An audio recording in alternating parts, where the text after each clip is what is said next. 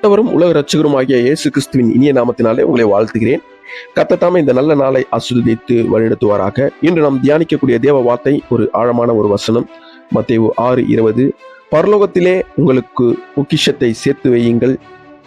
ஆம், என் அன்பு சகோதர சகோதரிகளே, இந்த வசனம் கர்த்தர் நமக்கு ஒரு முக்கிய உண்மையை கற்றுக் கொடுக்கிறார். இந்த உலகம் நம் சேமிக்கும் பொருட்கள், பணம், வீடு, பதவி, புகழ் இவை எல்லாம் தற்காலிகமானது. அவை ஒரு நாள் அழியும், திருடப்படும், மதிப்புகள் குறையலாம். ஆனால் பரலோகத்தில் நாம் சேர்க்கும் பொக்கிஷமானது என்றும் நிலைத்திருக்கும், என்றென்றும் அது நிலை பெற்றிருக்கும். பரலோகத்தின் பொக்கிஷம் என்றால் என்ன? நாம் செய்யும் நல்ல செயல்கள், கர்த்தருக்காக வாழும் வாழ்க்கை, மற்றவர்களுக்கு உதவுதல், சத்தியத்தில் நடப்பது, இவை எல்லாம் பரலோகத்தில் சேர்க்கும் பொக்கிஷமாக உள்ளது. ஒரு ஏழைக்கு உதவும் ஒரு கை, ஒரு துக்கத்தில் இருக்கும் ஒருவரை ஆறுதல் கூறும் ஒரு வார்த்தை, ஜபத்தில் செலவிடும் நேரங்கள், இவை அனைத்தும் தேவன் கண்ணோக்கி பார்க்கிறார்.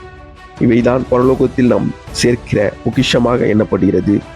ஏன் பரலோகத்தில் நாம் சேர்க்க வேண்டும் என்றால், இந்த உலகம் நிலையற்றது. இன்று இருக்கிறதெல்லாம் நாளை இல்லாமல் போகும். ஆனால் தேவனுடைய ராஜ்யம் நிலையானது. நாம் இங்கு சேகரிப்பது தற்காலிகமானது, ஆனால் பரலோகத்தில் சேகரிப்பது நித்தியமானது. எப்படி பரலோகத்தில் பொக்கிஷம் சேர்க்க வேண்டும் என்று நீங்கள் நினைத்திருக்கலாம். தேவனோடு உறவாடும் உறவு இருந்தால் பொக்கிஷங்கள் சேர்க்கலாம். அன்பின் நடக்கும், பிறருக்கு உதவி செய்வது, பிறரை நேசிப்பது போன்ற காரியங்கள் நீங்கள் உலகத்தில் செய்யும் போது பரலோகத்தில் உங்களுடைய பொக்கிஷமானது பெருகும்.